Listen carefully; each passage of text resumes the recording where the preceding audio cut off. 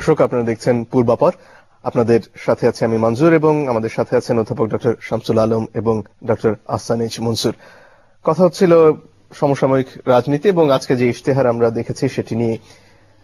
আজকে একটি নতুন কথা মাননীয় প্রধানমন্ত্রী বলেছেন, সেটি হচ্ছে একটি পদ্মা সেতুর পাশাপাশি আরো একটি পদ্মা সেতু হবে এবং আরেকটি যমুনা সেতু হবে। তো ডক্টর মনসুর, প্রথম পদ্মা সেতু নিয়ে আমরা অনেক কিছু দেখেছি। বিদেশি যে অর্থ আসার কথা ছিল তার পুরোটাই বন্ধ হয়ে গেল। আমরা এক সময় দেখলাম যে জনগণের কাছ থেকে ব্যাংকে কিছু টাকা দেওয়ার কথা বলা হলো এবং সেভাবে একটি ফান্ড গঠনের কথা বলা হলো। তারপর সেটির কথা তেমন একটা শোনা গেল না এবং শেষ মুহূর্তে আমরা দেখেছি ভিত্তিপ্রস্তর স্থাপনের মতো কিছু ঘটনা। আসলে এই যে আরো মোট 3টি সেতুর কথা বলা হচ্ছে, সেটি কতটুকু বাস্তবসম্মত? এখন আমাদের ইকোনমিক্স একটা কথা আছে, অ্যাডাপটিভ এক্সপেকটেশন, অর্থাৎ কি হয়েছে সেটা দিয়ে ভবিষ্যৎকে জাজ করা। সেভাবে যদি আমরা দেখি তাহলে বর্তমান সরকারের, এটা আমি আমাদের অর্থমন্ত্রী মহোদয়কেও বলেছিলাম, যে one of the major failure হচ্ছে যে ট্রান্সফরমেশনাল প্রজেক্টগুলো। সেটার মধ্যে আমি পদ্মা সেতুকে ধরবো, আমি ধরবো আমাদের টিপসি পোর্ট, আমি ধরবো আমাদের ঢাকা বাংলাদেশের দ্বিতীয় ইন্টারন্যাশনাল এয়ারপোর্ট। এই ধরনের প্রজেক্ট যেগুলো হচ্ছে মেগা প্রজেক্ট, যেগুলো আমাদের অর্থনীতি এবং আমাদের সোশ্যাল ট্রান্সফর্ম করে দিতে পারে, এই ধরনের প্রজেক্টের ক্ষেত্রে সরকার মোটামুটিভাবে পুরোপুরি ব্যর্থ হয়েছিল এই টার্মে, গত টার্মে। এখন আগামী টার্মে যদি এটাকে বাস্তবায়ন করতে হয় তাহলে দুটো জিনিসের উপর নজর দিতে হবে। আমি মনে করি না যে ফাইন্যান্সিং কোনো বড় সমস্যা। আজকে যদি সরকার চায়, কালকে চায়নার মাধ্যমে আমরা ডিপ সি পোর্ট করাতে পারি। পলিটিক্যাল ব্রিঙ্কম্যানশিপ এবং ক্রেডিবিলিটি, এই দুটোই হলো সবচেয়ে বড় কথা। বাংলাদেশ পদ্মা সেতু করার মতো টাকা বাংলাদেশ সরকারের বর্তমানে আছে। এই সরকার আমলেই কিন্তু অনেক বিদেশিরা এসেছিলেন, তাদের টাকা নেয়ার ক্ষেত্রে বিলম্বের কারণটা কি? বিদেশি আসলেই যে সবগুলো ক্রেডিবল পার্টি তা না, এর মধ্যে অনেক ফেক আছে, অমুক আছে, তমুক আছে, সেটা নিয়ে আমি যাব না। কারণ যেই আসুক না কেন তাকে ক্রেডিবল অফার নিয়ে আসতে হবে। কাজে আমি সেকেন্ড গেস করতে যাব না যে তারা কি। আমি মনে করি যে সরকার তাদের উপর আস্থাবান হয় নাই বলেই তাদেরকে ফেরত পাঠিয়ে দিয়েছে, সেটাই আমি ধরে নেব। তবে আমি মনে করি ভবিষ্যতে যদি করতে হয় সরকারের উপর আস্থাবান হতে হবে আন্তর্জাতিক সম্প্রদায়কে। আন্তর্জাতিক সম্প্রদায় এখানে শুধুমাত্র ডোনাররা না, বড় বড় যারা বিডার, যারা পদ্মা ব্রিজ বা যমুনা ব্রিজের মতো ব্রিজগুলো বানাবে, তাদের একটা কনফিডেন্স থাকতে হবে যে বাংলাদেশে যে আমি কাজ করি, আমি মোটামুটি ভাবে দুর্নীতির বাইরে থেকে এই কাজটা করে দিয়ে আসতে পারবো। এই ধরনের কনফিডেন্স আনতে হবে। এটা না আনতে পারলে কিন্তু আমরা বড় এই ধরনের প্রকল্প বাস্তবায়ন করতে পারবো না। তো দুটো জিনিসের দরকার, ক্রেডিবিলিটি এবং ইন্টারন্যাশনাল ডিপ্লোমেসি। এবং এই দুটো করতে পারলে কিন্তু আমাদের অর্থ বাইরে থেকে আনা এবং এইসব প্রকল্প বাস্তবায়ন করা কোনো সমস্যা নয় বলে আমি মনে করি। ধন্যবাদ। ডক্টর আলম, আমরা এই যে নির্বাচনটির সামনে দেখছি তাতে বিদেশি পর্যবেক্ষকরা ইতিমধ্যেই বেশিরভাগ আসবেন না বলে জানিয়ে দিয়েছেন। যুক্তরাষ্ট্র জানিয়েছে, কমনওয়েলথ জানিয়েছে, ইইউ জানিয়েছে, রাশিয়াও জানিয়েছে সবশেষ। এবং আমরা দেখেছি এই ধরনের যখন একটি রাজনৈতিক সংকট হয় সেক্ষেত্রে বৈদেশিক নিষেধাজ্ঞার একটি ঘটনা কদিন আগে আমরা ইউক্রেনের ক্ষেত্রেই দেখলাম। তো এই ধরনের বড় বড় প্রকল্প বাস্তবায়নের ক্ষেত্রে এইভাবে একটি নির্বাচন করে যখন একটি সরকার গঠিত হতে যাচ্ছে, যেখানে বিদেশিরা পর্যবেক্ষক পাঠাচ্ছেন এবং তার নির্বাচনের স্বীকৃতি সেটি নিয়েও প্রশ্ন থেকে যাচ্ছে, তখন আসলে কি আরো কঠিন হয়ে যাচ্ছে এই প্রকল্পগুলো বাস্তবায়ন করা? আমার কাছে অনেকটা মনে হয় আমাদের হাইপোথেটিক্যাল প্রিজাম্পশন, মানে এক ধরনের অনুমান ভিত্তিক আমরা এটা ব্যাখ্যা করছি যে পর্যবেক্ষক পাঠায়নি কাজেই বড় বড় প্রকল্পে তারা আসবেন না। অর্থনৈতিক বিষয়গুলোতে এর সঙ্গে ঠিক এইভাবে জড়িত হয়ে যাবে আমি মনে করি না। এই কারণে একটি বিষয় লক্ষ্য করুন, আমরা যেভাবেই বলি এই পদ্মা সেতুর যে একটা ঘটনা ঘটে গেল, তারপরেও আমি আপনাকে বলি সরকারের সক্ষমতা দিয়ে বলি, প্রথম হলো ঢাকা শহরের ফ্লাইওভার গুলো খেয়াল করুন, কত দ্রুত এবং কত বড় বড় ফ্লাইওভার বাংলাদেশের প্রেক্ষাপটে সম্পন্ন হয়ে গিয়েছে। এবং এই সরকার আমার হাতিরঝিল থেকে শুরু করে আপনি সবগুলো দেখেন, মেয়র হানিফ বা বনানী কুড়িল ফ্লাইওভার অত্যন্ত দ্রুততম সময়ে সম্পন্ন হয়েছে। এতটা দ্রুততম সময়ে কোনো মেগা প্রজেক্ট বাংলাদেশের আগে কিন্তু হয়নি। এক, দুই হলো দুই নম্বর প্রসঙ্গে একটু পরে আসছে। একজন দর্শক বোধহয় আছেন আমাদের সাথে। দর্শক, আপনার পরিচয় দিয়ে প্রশ্নটি করুন। আসসালামু আলাইকুম। ওয়ালাইকুম আসসালাম।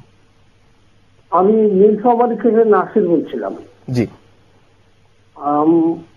একজন কিছুক্ষণ আগে একজন ভদ্র মহিলা বললেন যে ধানমন্ডি থেকে বলছিলাম যে আপনাদের মাধ্যমে বিরোধী নেত্রীকে মেসেজটা দিতে চাচ্ছিলেন যে সরকার কতদিন অবরুদ্ধ করে রাখতে পারে। তো আমি বলতে চাচ্ছি যে 96 সালে একবার দেখলাম এই আজকের যে বিরোধী নেত্রী সম্মানিত বিরোধী নেত্রী উনি একটা ইলেকশন করলেন, এবং এবার দেখলাম বর্তমান প্রধানমন্ত্রী মাননীয় প্রধানমন্ত্রী উনিও আর একটা ইলেকশন করতেছেন। তো ওনাদের তো কোনো অসুবিধা নেই অবরুদ্ধ করে, কিন্তু আমরা যারা গরিব মানুষ আছি, আমি আপনাদের মাধ্যমে বিরোধী দলের নেত্রী এবং প্রধানমন্ত্রী মাননীয় প্রধানমন্ত্রীকে বলতে চাই যে এই গরিব মানুষগুলোকে সব বন্দি করে মেরে ফেলাক, যাতে করে এই গরিব মানুষগুলো না থাকেন, শুধু গুলশান বাড়িধারা এবং ধানমন্ডির লোকজন দেখে আর সমস্ত লোককে মেরে ফেলাক। এইভাবে মানুষ আর বাঁচতে চায় না। ধন্যবাদ। আপনার হতাশার কারণ বোধহয় আমরা অনেকেই বুঝতে পারছি। ঠিক আছে, এর সাথে আপনার ফ্লাইওভার প্রসঙ্গের সাথে একটা প্রশ্ন জুড়ে দিতে চাই ওনার প্রশ্নের সাথে, সেটি হচ্ছে এই যে ফ্লাইওভার গুলো হচ্ছে সেগুলো তো যাদের ব্যক্তিগত গাড়ি আছে, যারা চতুর্চক্র যানে চড়তে পারেন তাদের জন্য। কিছু কিছু বাস চলে, খুব বেশি সংখ্যক বাস ফ্লাইওভারে ওঠে না, এবং যাত্রাবাড়ির যে ফ্লাইওভারটা আমরা দেখেছি সেখানে শুরুতেই এত বেশি তার টোল, বেশিরভাগ পরিবহন মালিক বললেন যে আমরা এই ফ্লাইওভারে উঠতে পারবো না। আর যে ধরনের প্রকল্পে সাধারণ মানুষ উঠতে পারতেন, এই যারা আমরা বলি আমরা গরিব মানুষ তাদের কথা, তাদের জন্য একটি প্রকল্প ছিল মেট্রো রেল, অপেক্ষাকৃত কম খরচে গণপরিবহন যেটি, কিংবা মাস র্যাপিড ট্রানজিটের কথা এক সময় হয়েছিল। এগুলোর কোনো অগ্রগতি আমরা কেন দেখি না? কেন শুধু ফ্লাইওভার? কথাটা বলি, শুধু ফ্লাইওভার না, যখন সমস্যা থাকে তখন মনে হয় এটা করি এটা করি, এটা হয়ে গেলে, আবার যখন জিনিসটা হয়ে যায় তখন মনে হয় এটা না হয় আরেকটা হলে বোধহয় আরো ভালো হতো। তো ফ্লাইওভার গুলো দিয়ে যখন গাড়ি চলে তখন আমি কিন্তু নিচে শান্তিপূর্ণভাবে হাঁটার আমার পথটা তৈরি হয়, আমার রিক্সাটা কম যানজট পাবে, কাজে আমি উপকৃত হব না তা নয়, কেবল গাড়িওয়ালা সেখানে চড়বে, আমিও কিন্তু এর দ্বারা উপকৃত হব, আমার যে রাস্তায় যানজট কম থাকে ধরুন। আর যে কথা আপনি বললেন সেটা আমাদের এটা একেবারেই সত্য যে ঢাকা শহরে যে সরকার থাকুক, যে সরকারই আসুক, গণপরিবহন সৃষ্টি করা চায়, যেটা মাস ট্রানজিট বলে, মেট্রো রেল বলেন বা পাতাল রেল বলেন, এটি নির্মাণ করা ছাড়া ঢাকা শহরের এই আমাদের যানজট বলেন আর এই জনজট বলেন, এটার থেকে মুক্তি পাওয়ার উপায় নেই। এটি দ্রুততর ভাবে কার্যকর অবশ্যই করতে হবে। তো আমি যে কথাটা বলতেছিলাম আগের প্রসঙ্গটা টেনে বলি, সরকারের এই যে আপনার প্রকল্প বা সরকার বিদেশিরা চলে যাবে কিনা আমাদের রাজনৈতিক ডামাডোলে, এইটা বিদেশের কাছে নতুন নয়, আমাদের কোন রাজনৈতিক দলের কাছে এই বিষয়গুলো কিন্তু নতুন নয়। আমরা ব্যথা পাচ্ছি, আমরা সাফার করি, সেগুলো সত্য, কিন্তু এই অভিজ্ঞতা কিন্তু আমরা পেয়ে পেয়ে এই পর্যায়ে আসছি। আমি যে কথাটা বলতে চাচ্ছিলাম, বিদেশিরা দেখেন এই পদ্মা সেতুর এই এত কিছুর পরেও 12-13 অর্থ বছরে আমরা সবচেয়ে বেশি সাহায্য সহযোগিতা পেয়েছি। এর আগের বছর পেলাম $1.2 বিলিয়ন, এবছর পেয়েছি যেটা গত জুনে শেষ হলো $1.3 বিলিয়ন, এবার হাইয়েস্ট, মানে লাস্ট অন্তত এক দশকে। আর এবার এফডিআই দেশে এসছে $1 বিলিয়ন উপরে, যেটা 700 মিলিয়ন ছিল মাত্র 2005-06। তো এবারে কিন্তু আমরা এই বিদেশি সাহায্য সহায়তার টাকার পরিমাণটা কিন্তু আমরা অনেক বেশি পেয়েছি। কাজে যেভাবে আমরা বলি যে বিদেশে চলে যাবে তা মনে করার কারণ খুব ঘটবে বা ঘটেছে আমি মনে করি না। জি, ডক্টর মনসুর, এই নির্বাচনের আগে আগে হলফনামা নিয়ে বেশ আলোড়ন সৃষ্টি হলো। একটু আগে আপনি ক্রেডিবিলিটির কথা বলছিলেন, বিশ্বাসযোগ্যতার কথা বলছিলেন এবং দুর্নীতিমুক্ত থাকার কথা বলছিলেন। এই যে যারা সরকারের দায়িত্বশীল ব্যক্তি, তাদের সম্পদ যখন 100 গুণ পর্যন্ত বাড়ে বা তাদের পরিবারের পরিজনের সম্পদ যখন এভাবে বেড়ে যায়, তখন আসলে দেশের বাইরে কোন বার্তাটি যায়? আমি বলবো দেশের বাইরের চাইতে দেশের ভিতরে কি বার্তা গেল। আমরা সবাই সত্যিকার অর্থে আমরা সবাই এটা নিয়ে ভয়ানকভাবে লজ্জিত এই জন্য যে আমাদের নির্বাচিত প্রতিনিধিরা যদি এই ধরনের সুযোগ সুবিধা গ্রহণের মাধ্যমে আইনগতভাবেও যদি এটা করে থাকেন, তাহলেও তো একটা বিরাট একটা ডিসপ্যারিটি ক্রিয়েট হলো আইনগতভাবে যদি এটা হয়ে থাকে। কারণ জনপ্রতিনিধি হিসাবে জনগণের চাইতে যদি অনেক গুণ বেশি আয় হয় তাদের, অবশ্যই জনগণ সেটাকে প্রশ্ন করবে এবং জনগণের অধিকার আছে সেটা নিয়ে আলোড়ন তোলার। আলোড়ন তোলার সুযোগ তো বেশিরভাগই পাচ্ছেন না বোধহয় এবার। সেটা সময় এবং সুযোগ, কিন্তু জিনিসটা হারিয়ে যাবে না বলে আমি মনে করি। এটা এই দৃষ্টান্ত এবং এর প্রতিফলন আমাদের রাজনীতিবিদদেরকে হন্ট করবে for some time. That is my expectation, আমার আশা। এই প্রসঙ্গে ফিরবো আপনার কাছে। এই মুহূর্তে বোধহয় গুলশানে বিএনপি চেয়ারপারসনের বাসায় গিয়েছিলেন সাংবাদিকদের একটি প্রতিনিধি দল। সেখান থেকে বেরিয়ে এসে রুহুল আমিন গাজী সাংবাদিকদের সাথে কথা বলেছেন। তো দর্শক, আমরা সেই বক্তব্যটি আসলে এখন দেখার চেষ্টা করব এখানে।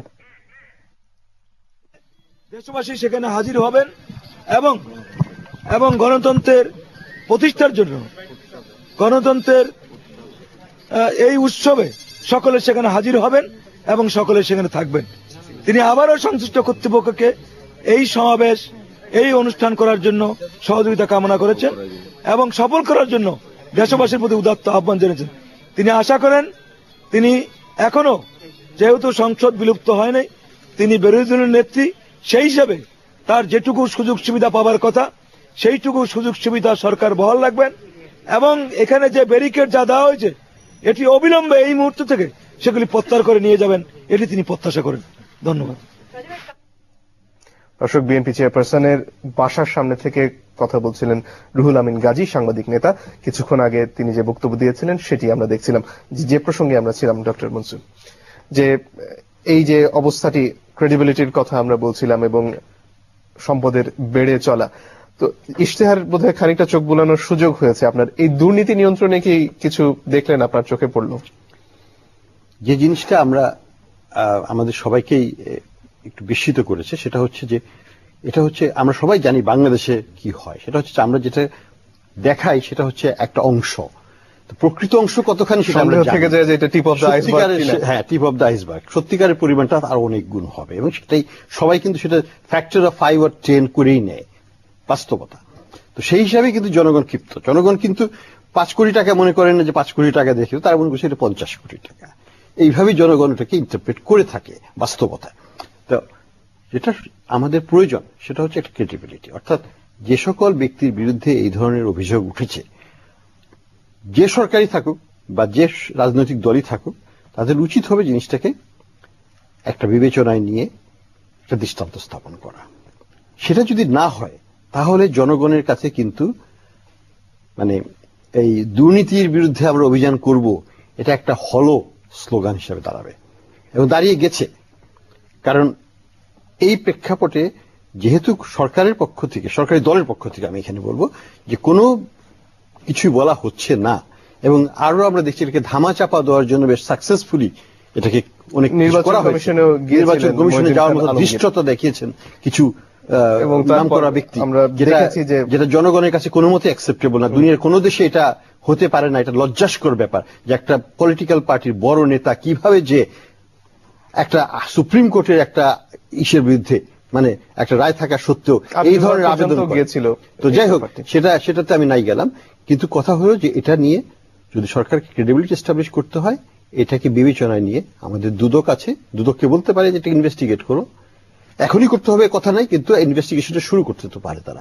একটা বা দুটো বা তিনটে এক্সাম্পলারি পানিশমেন্টের ব্যবস্থা করলেই কিন্তু রাজনীতির অনেক শৃঙ্খলা ফিরে আসে এবং সেটাই কি আমাদের কাম্য নয়?